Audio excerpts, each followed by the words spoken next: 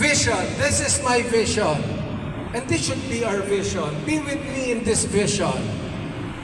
A Philippine Sports Commission must cultivate a sports development program that builds and strengthens a proud nation. Sino ba po ang may ayaw niyan? Sino ba po ang may ayaw na pag sinuot natin yung jacket ng Pilipinas ay proud tayo na bilang Pilipino? Alam niyo po, let me tell you, when Kaloy Yulo won the 2 golds in Paris, I was beside Mami Cynthia. Wala naman ho kaming pinag-uusapan kasi maiiyak ka lang. And then I realized, ang hirap palang kumanta ng national anthem pag tumutulo ang luha mo. Ang hirap palang kumanta ng national anthem pag tinitingnan mo yung flag at tiningnan mo yung nanalo ng ginto at sinasabi mo, Pilipino ako. Ang hirap po nun. And that is the definition of a proud nation.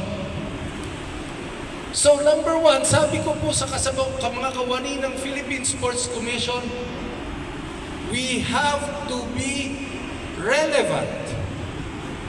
We have to be relevant. We have to be enablers. Hindi lang po tayo magbibigay ng pondo at tulong, pero kailangan po tayo ang mag-reach out sa kanila para tanungin kung ano ang problema nila at kung paano po tayo makakatulong because we enable them. Athletes and sports associations across the country. Number 2, we have to be vibrant.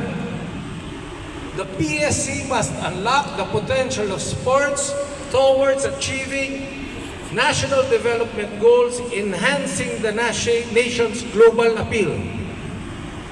Number 3, we have to be a health champion, not just for our national athletes, also for coaches, also for NSA officials, and for the 110 million citizens of this country.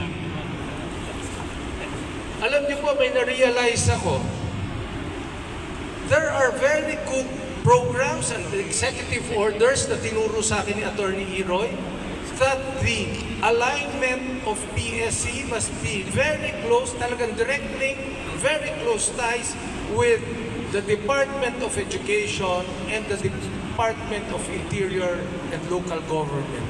Because meron po na yun, EO 63 of 1993. So yan po, bubuhayin po natin yan. So, again, my strategic goals, my friends and colleagues in Philippine sports, number 1, very obvious, athletes' welfare. Mga atleta, alisin nyo lang po ang distraction sa isip nyo. I have been Secgen and President of 3 Olympic NSAs. I always tell my athletes, and alam po ito ng mga boxing coaches, alam po ito ni President Roby, when we tell the athlete, laban para sa bayan, madali hong sabihin yun. But na-analyze na po ba natin yung kanilang sarili, yung pagkatao nila? Ako bilang atleta, ako at ang pamilya ko, then saan tayo sumigaw ng laban para sa bayan? Because when the athlete is distracted, when the athlete does not have that clear winning mind, because may problema yung nanay, may problema yung tatay, wala akong mangyayari dyan sa laban para sa bayan. You know, let me share this with you. When I was Secretary of Boxing, and we got Marshall at 15 years old, Carlos Paalam at 15 years old, Nesty Pitesio at 14 years old, Ang sabi ni Nesty, nung kinuha niyo ho kami sa ABAP, every night, maghahanap ho kami ng tutulugan. Naghahanap ho kami ng puno para itali yung tali ng tent kasi doon kami matutulog.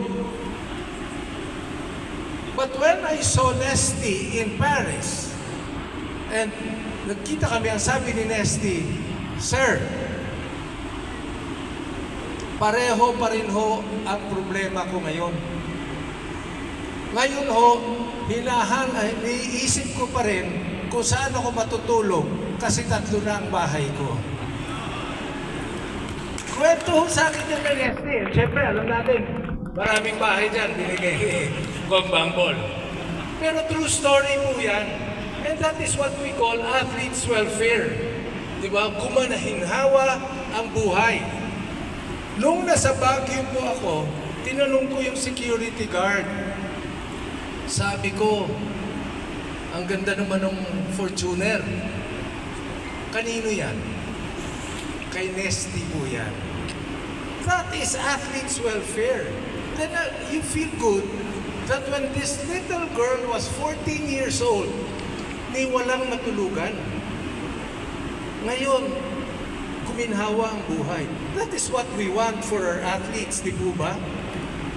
Number 2, we professionalize sports governance and facilities management. Alam niyo po, ang best friend ko ngayon sa PSA, si Ma'am Dole. Kilala niyo po ba si Ma'am Dole? Ayun, si Ma'am Dole. Si Ma'am Dole po ang head ng facilities. Ang sabi ko po sa kanya, Ma'am Dole, alam niyo ang buhay ko, 2 lang, tourism and sports. Sa tourism po, pag nakita ko pa lang, nakita na ng ibang tao. Kasi sa hotel, yung background ko po sa tourism, pag nakita kong kailangan ng pinturahan, nakita na ng guest yan. So Ma'am Dole, please, walang Sabado, walang Linggo. Ayusin lahat ng facilities natin. Balita ko dito sa NAS, pag naglaro ang basketball, nandito ho kasi yung kapatid ko si Coach Ryan Gregorio, sa SBP siya. Saka ba Coach Ryan? So ayun, si Coach Ryan po sa SBP, pag nagko-cover daw siya ng signal, paglabas daw po niya ng NAS, tumatakbo na siya papunta sa kotse niya, baka raw may hold up siya sa dilim. Ngayon po, lumabas kayo mamaya, may ilaw na. Number 2 po, tinanong ko si facilities manager, ano ba ang problema? Bakit walang tubig sa mga banyo? Ang sagot po sa akin, kasi po, may problema tayo sa yung tulong galing sa Maynilad. So pinakiusapan po natin sila Mr. Mon Fernandez at sila MVP, pakitulungan nyo naman po yung water supply ng NAS, tumawag po tayo sa Manila Water, tulungan nyo naman po yung dislodging ng PhilSports. Kasi po, dito sa NAS, pag gusto nyo ng aircon, walang tubig sa banyo. Kasi napupunta yung tubig sa chiller. Pag gusto nyo ng tubig sa banyo, walang aircon.